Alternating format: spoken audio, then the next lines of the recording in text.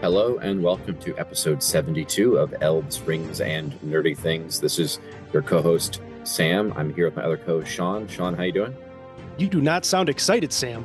That was very NPR. Well, I have been asked to keep my voice down as the child is attempting to sleep. As of daylight saving time. Things are hectic over there? Sleep schedules have been pushed back, and so there's a lot of things happening right now in this house. Well, it's only 5 o'clock for Noodle and I, and we're drinking mead, having fun, and ready to talk about the 1984 Dune film, which I had not seen before. Oh, really? And yeah, I had not. And we've mentioned in past episodes that even though there's probably a limited number of people that listen to us, the fact that this podcast has made me either watch or listen to or read so many different forms of fantasy sci-fi material, it's been great for my own well-being. So yeah, my initial thoughts for the 1984 Dune. Well, can I, before you jump in, can I ask a couple please. Additional questions? So you have read multiple books in the Dune series, correct? I read through 4. Okay, so that's four. That's 4 more Dune books than I have read. So preface that. And then you have seen both parts 1 and part 2 of the new Dune series. Yes, I watched the 1984 Dune before I watched part 2 that was just released. Yeah. Okay, but you watched part 1 before you'd seen the 1984 version. Mm-hmm. Okay, and you've seen the 84 version just one time. Just this one time, yeah. And I watched part 1 of the Dune films, the Denis Villeneuve, before I had read the book. So part 1 is what got me to read it. And then I think the first 2 Dune books are phenomenal. Mm-hmm. Once you get into 3 and 4, it starts to get a little too weird for me. Did Frank Herbert write all of the books in the series, or was it one of those things where he did a couple and then either he passed away or just somebody else came back and wrote the additional books in the series? You know, I don't know off the top of my head. I have a feeling that I read somewhere that he indeed passed away and the estate was left to his son.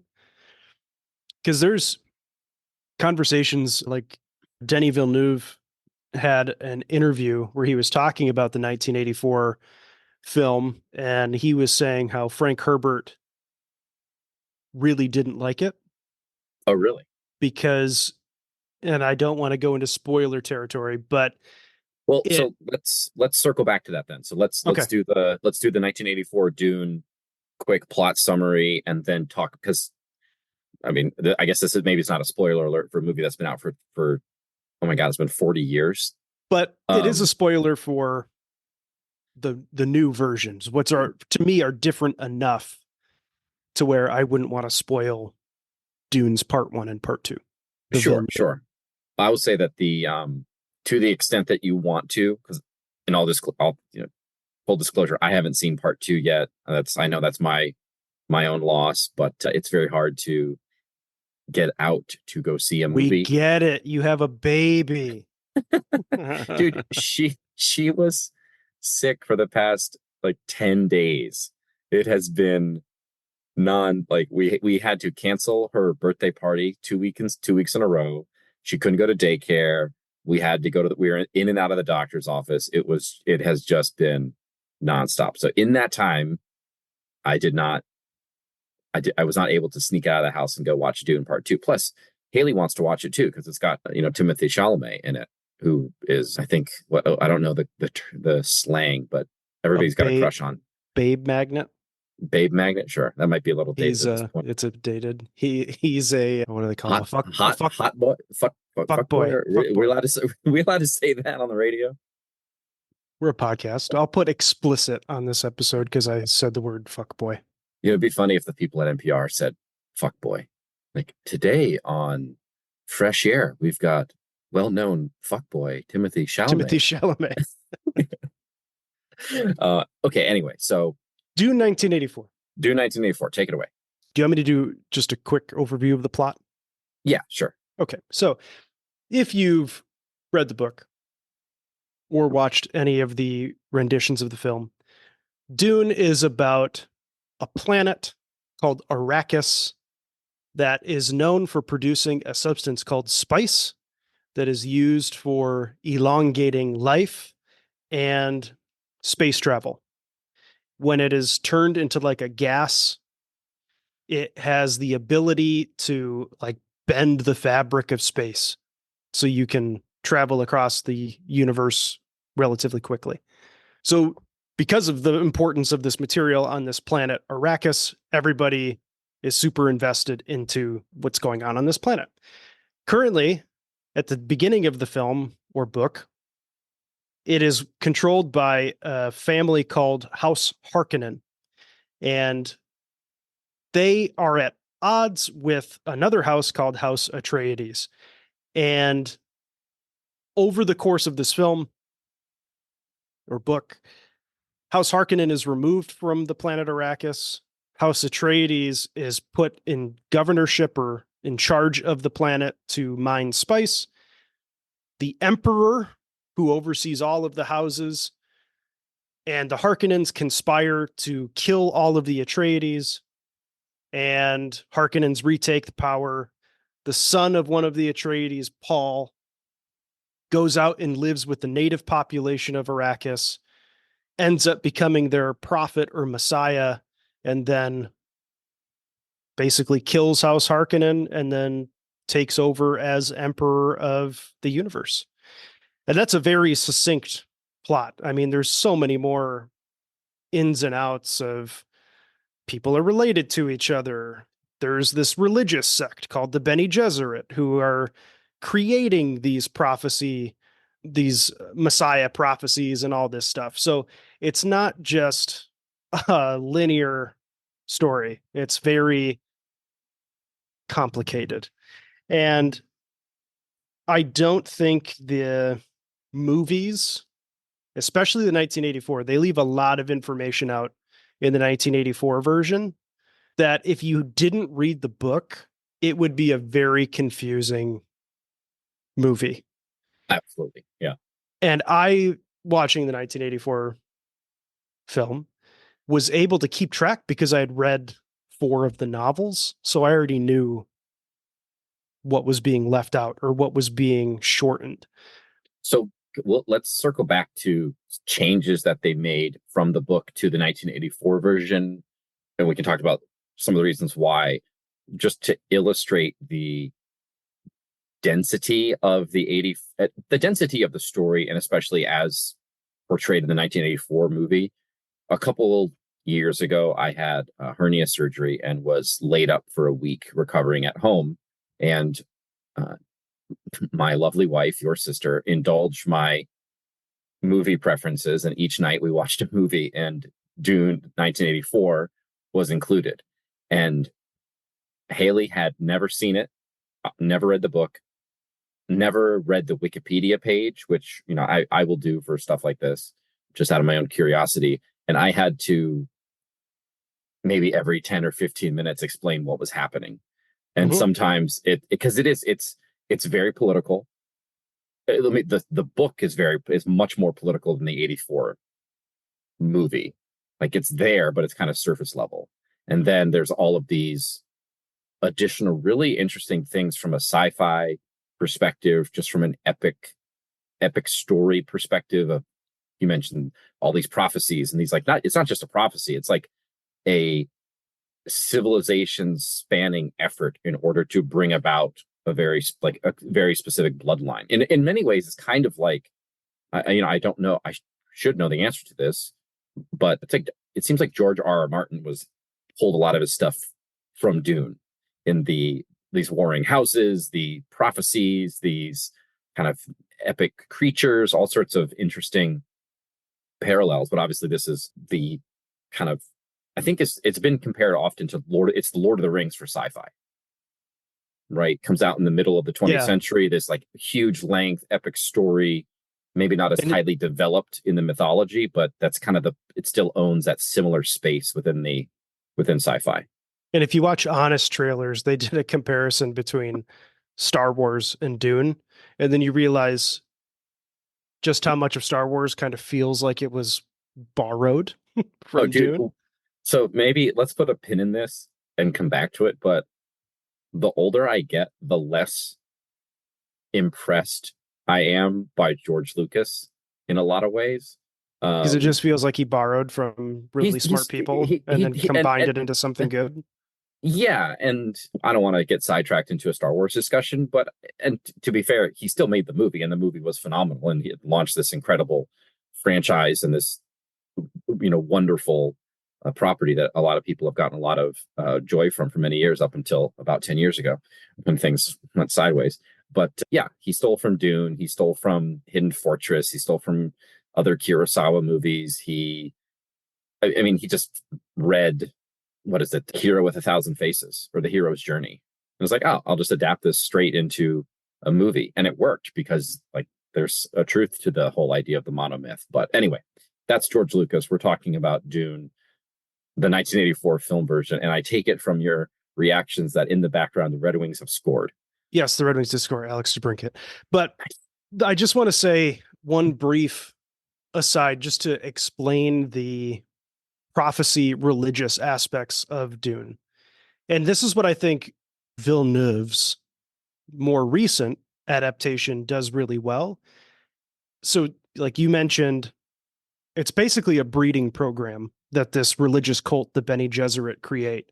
And in the movie, they mention that it's like 90 generations Mm-hmm. that this religious order has been basically curating offspring between all of these famous houses to try and create what they call the Kwisatz Haderach, which is like the superhuman. It's a male superhuman who has the power and ability to use what they call the voice. And the prophecy is created by the Bene Gesserit. They're the ones kind of deciding who the Messiah is. And it's a play on fanaticism and just fundamentalist religion. Mm-hmm. And the book, Dune itself, is supposed to be Frank Herbert's warning to society Mm-hmm. about industrialization, nuclear warfare, fundamentalist religion, like all of these different things. And we said we could put a pin in it, but this is a good time to say that's what Frank Herbert didn't like about the 1984 version. They make Paul Atreides, who is the quote unquote protagonist of Dune, the first book and the first movie, the 1984 film makes him out to be the hero. He's like Luke Skywalker when He's actually he's he's the like Luke emperor. Skywalker, but in reality, he ignores all of the warnings that he receives about becoming this Kwisatz Haderach, accepts the mantle anyway, and then creates like this. They call it a jihad or a holy Mm-hmm. war across the entire universe, where like he knows billions of people are going to die. There's a huge difference between the Paul Atreides of the 1984 Dune versus the Paul Atreides of the current adaptation of Dune. And we can start to just go through the movie. I took just a handful of notes. And my biggest note overall is just it feels like they cut out so much information from the book just to shorten it, because I believe I wrote down that it was like an hour and 45 minutes. Yeah, and I think famously, so this was a De Laurentiis production, I believe, and famously, the director David Lynch, who has done many very well received movies in his career. He did Twin Peaks, Elephant Man. I think Elephant Man was his big thing before he did Dune. In fact, coming back to the Star Wars connection, George Lucas approached him to direct Return of the Jedi. And there's a really funny interview with David Lynch talking about going to a restaurant that only serves salad and discussing Return of the Jedi. Anyway, and he famously didn't get final cut authority basically, and he wanted the movie to look different. And I think he's actually disavowed the releases now. And so yeah, he I think went through six different script drafts and then did not like the final cut. And partially, I mean, the movie has its problems, and we'll get into that more. But yeah, they try to get away with a lot of like voiceover in order to get the backstory. Which yeah, so the first like 5 minutes of the movie, and you and I talk about this with different properties where don't just tell me what's happening, show me what's happening. Mhm. And this movie, the first 5 minutes is just Princess Irulan telling you everything that's going on in the world instead of showing us what's going on in the world. And that's how they cut the movie down from what should be at least a 3-hour film into an hour 45, because they took all of that exposition and storytelling and background and just put it into a 5-minute monologue at the beginning of the movie.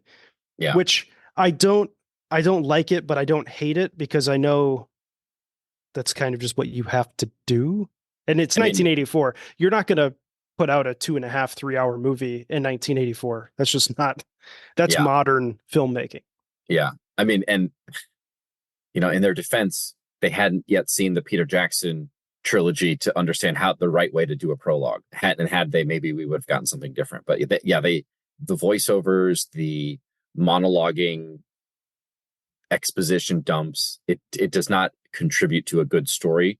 And then the fact that they did one movie instead of two, or even more, the second half really suffers from just where what's happening, where are things coming from? No, just immediately things are advancing much more rapidly, and part of it that I think is maybe a result of or contributes to the message being lost, and it just becomes much more of like a heroic comeback story instead of the cautionary tale that Herbert intended.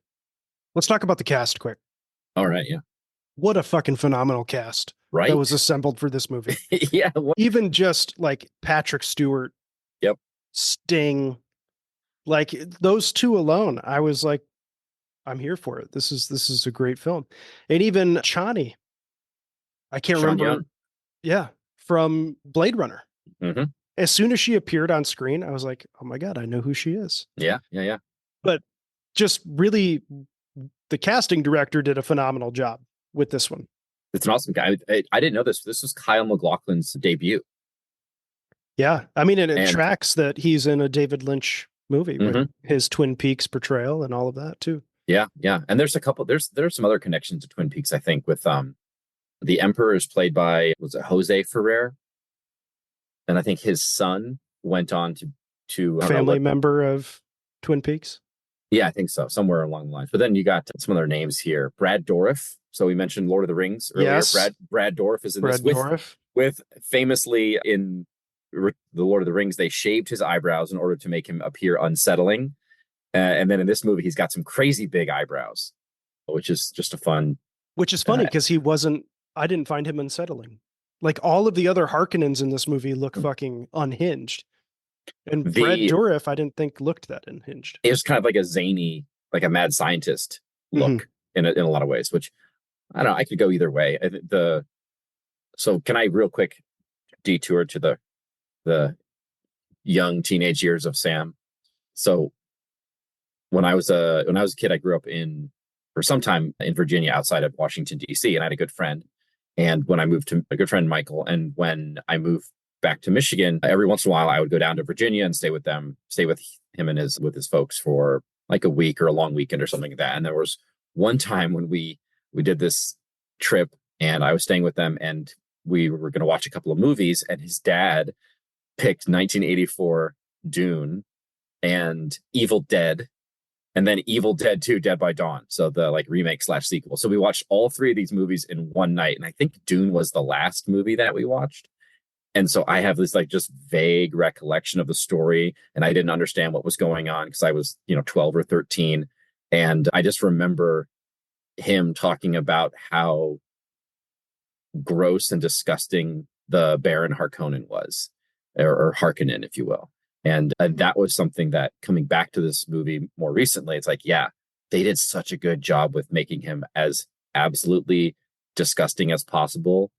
And then also like kind of reveling in it with the like the cosmetic work that's happening with him early Mhm. on. And then just some of the stuff later on. They do a good job with him being really creepy, murderous. And obviously in the modern or the Villeneuve, Denis I call him Villeneuve. Villeneuve, I think they did a good job with it too, but there's something about the 1984 version that's like creepy and technicolor as opposed to just straight up creepy. I prefer Skarsgård's version It's personally. it's more imposing. Yeah. It's more menacing. The other one is just kind of gross and weird. So outside of cast, we also have music by Toto and the Prophecy theme by Brian Eno, which are two pretty great names to pull for your music for your film. That's just a so everybody knows. If you really want to hear some Toto, you could watch Dune 1984. That I was a big liked that was a big seller to get Haley to watch it watch the movie. was with Toto being the doing the soundtrack. I like the portrayal of the Spacing Guild. And in the books, they talk about how these are the beings that have like mastered space travel. So they are pivotal in the politics of getting from one place to another. And in the movie, we have the Harkonnens or the Atreides going to Arrakis. We have the Emperor's troops and the Harkonnens going to Arrakis to take out House Atreides. So like all of this is happening because of the Spacing Guild. In the new adaptation of the movie or of the book, you don't see the Spacing Guild at all in any of them. Interesting. And that's left out of the new ones. But I'm very happy that they included them in the original. But and again, we get to that like lazy writing where instead of giving us movie where you're describing what the plans of the emperor are, it was legit a 3 or 4 minute dialogue of the emperor telling the Spacing Guild what all of his plans are.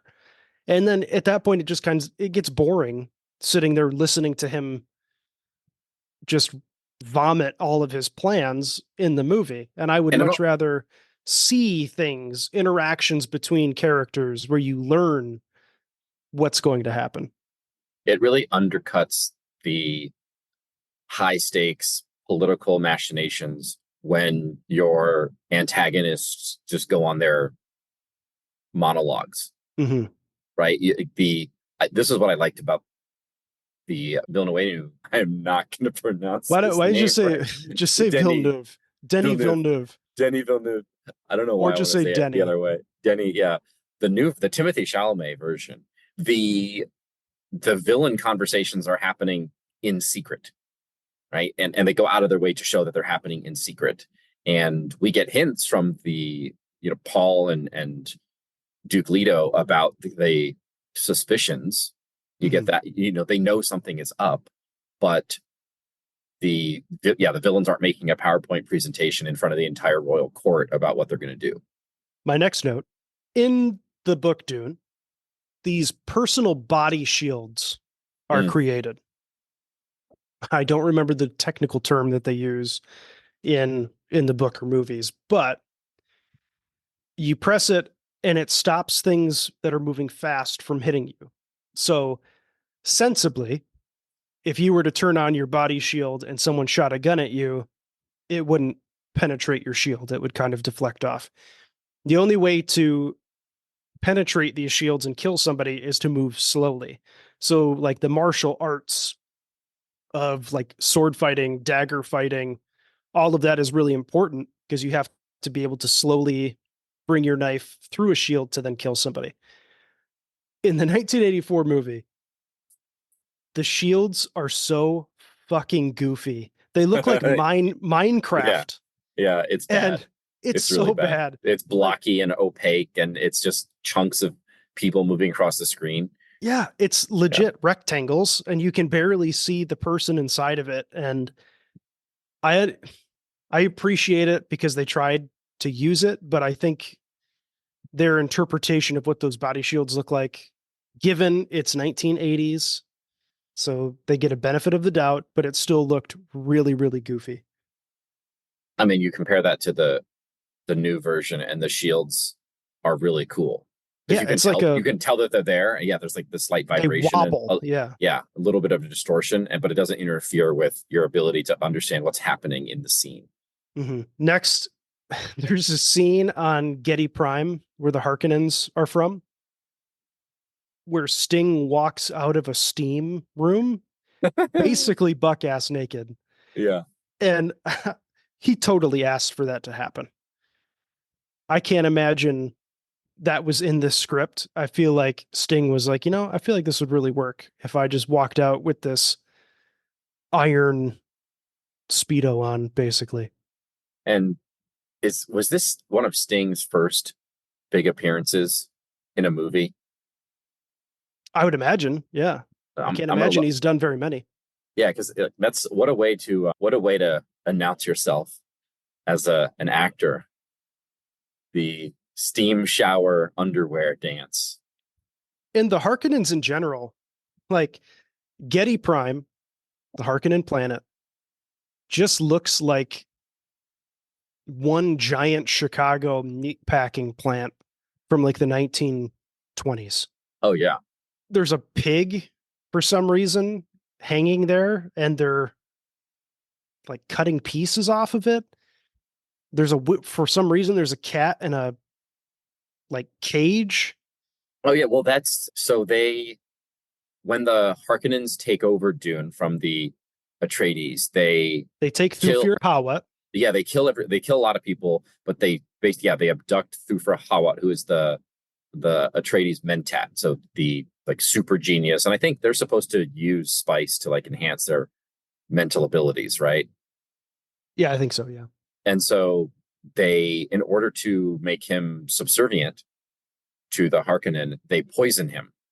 And the antidote is only obtained by milking this cat. And so he has to carry the cat and milk it and drink the milk ostensibly throughout the day in order to stay alive. But the worst part about that is like you see Thufir Hawat and you see him like imprisoned and they explain this cat thing, but then you never see him again.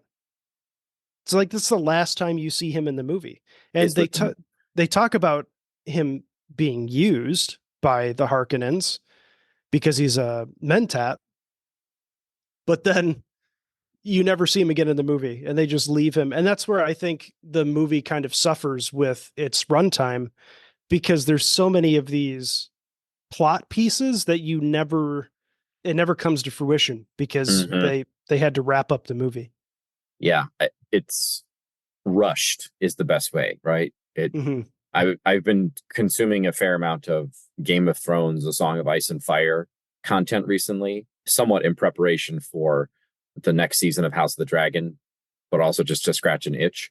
And that's still just the number one thing that bears through from the final seasons is how much that show was rushed toward the end. And everybody knows that HBO would have given them more money, more seasons, more episodes if that's what the showrunners had wanted. I think here you had a director, screenwriter who wanted more runway and he couldn't get it from the producers. And story suffers in those cases. You got to give people the runway to make the movie that they want in order to tell a coherent story. And yeah, the second half of this really suffers from that with things like Thufir Hawat not getting any sort of is he saved? What happens to him, right? Like the Harkonnens are defeated. Is Thufir just stuck milking that cat on Getty Prime? Like what happened? Come on. And I haven't read the book. I haven't seen the second part of the new movie, so maybe that is resolved. But it's not. I'll say it's not resolved in the second part of Villeneuve's Dune.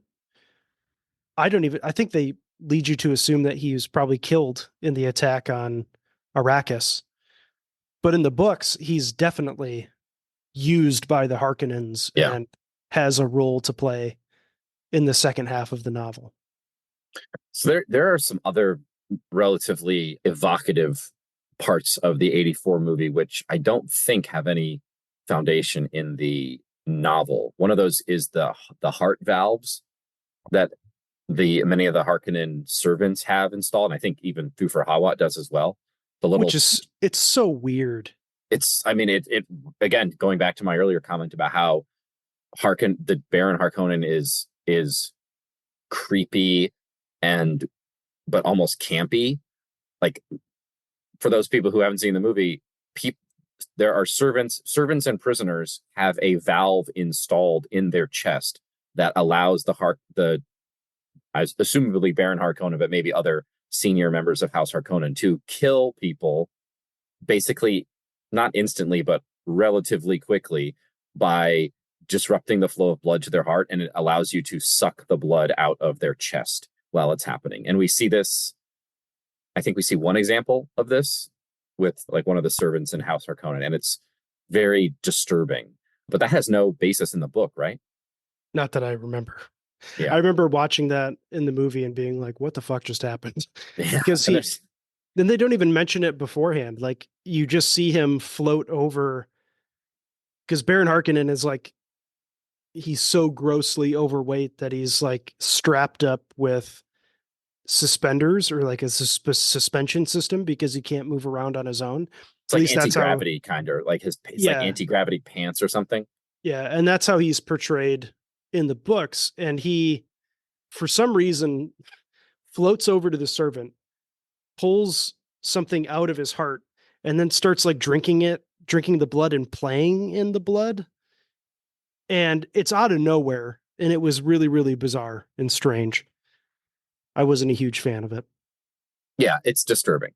And then let's see, there's I think there's one of the other servants has their like eyes sewed shut or like surgically closed in a very weird way. The whole, yeah, all the Harkonnen stuff is gross, creepy, and Because even like the Baron Harkonnen and Rabban, one of his nephews, they're both creepy.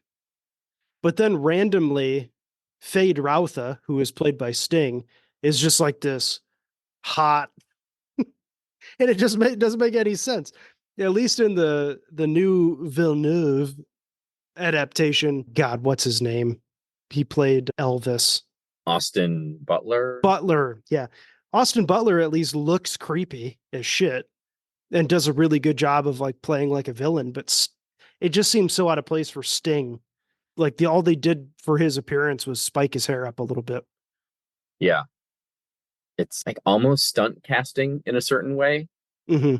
I maybe there's more backstory there that wasn't made available, but yeah, it's striking. And I think, and I again, maybe I'll ask you, I don't know if it's in the book or in the movie, but there seems to be at least lust between the Baron and Fade.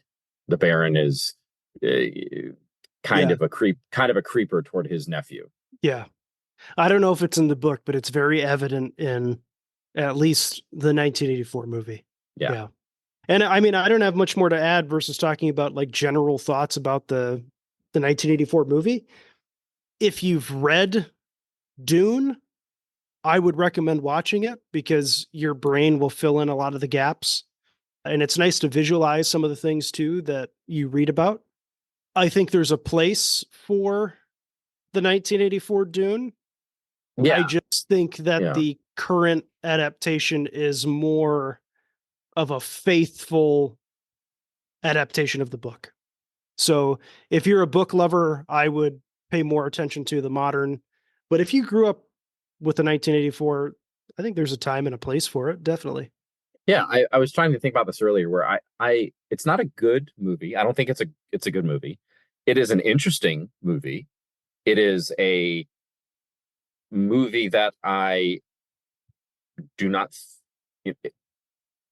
when I watched it, I never thought to myself, this is a waste of time. I'm just doing this to say that I did it. It is, parts of it are very enjoyable. Cough, wizards, cough. Yeah, looking at you, Ralph Bakshi. Yeah, it's not a good movie. It's not a great movie, but it's a fun and interesting movie. I'm glad that it exists. I'm glad that I've seen it. There's a lot to recommend it. And as somebody who has not read the book, some of the things that maybe are great in the book that didn't make it into the film, it's fine. I think the film still suffers from probably biting off more than it was allowed to chew. If you believe that kind of David Lynch could have done something with it if given the ability to with the final edit. But yeah, I enjoy it. I might come back to it in the future just because. And this is one thing I'm trying to be more cognizant about and be better about. But we had our interview, the last 2 episodes with Colin McComb, and he said something that we've talked about in the past, especially when we were shitting on Ralph Bakshi so much, that it's just not for us. So I don't want to say, I want to preface, and I want to be better about this when we review things, to say I might not have liked it, but it's just not for me. So if you appreciate it and you really love the 1984 version, more power to you. Yeah. This is material. A movie or a show isn't going to be for everybody. And if you find value in something, then I'm happy you found value in that thing. Let's just say, if and I'll say that with 1984 Dune, I watched it. I enjoyed it. I did. Mm-hmm. It's hard to prefer it over the Villeneuve version because it came out in 2024. So there's the difference. If somebody says to me, I love the 1984 Dune movie, I'm like, oh yeah, it's great. I mean, that's a preference thing. If somebody says to me, I loved Ralph Bakshi's Wizards, a little part of me is going to say, have you seen any other movies? Have you any movie? Yeah, just literally any movie. Yeah. Like, yeah. Have you seen any film? Yeah. Even Passion of the Christ. Passion of the Christ is more enjoyable than Ralph Bakshi's Wizards.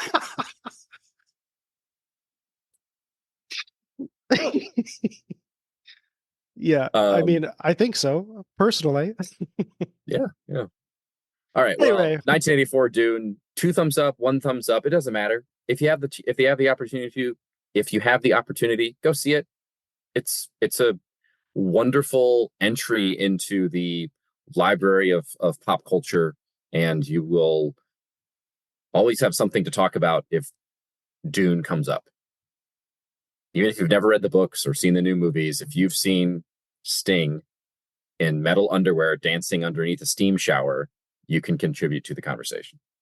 That was episode 72 of Elves, Rings, and Nerdy Things. You can follow us on Elves, Rings, Nerdy Things on Facebook. We have a Facebook group, Elves, Rings, and Nerdy Things podcast, where we post some polls sometimes, we post questions, things like that. You can email us at elvesringsnerdythings@gmail.com. There's no "and" in that email. And just follow along with what we've got going on. Next week, I believe we'll be taking a break because Sam and I will both be on vacation. Please, the last 2 episodes, I can't emphasize this enough. We interviewed Colin McComb, who was a writer for TSR for 2nd edition Dungeons and Dragons. He was pivotal with some Planescape stuff and the Complete Book of Elves, which was one of the companion pieces written by him. So give the last 2 episodes a listen, and we'll see you on the internet. All right, everybody. Bye.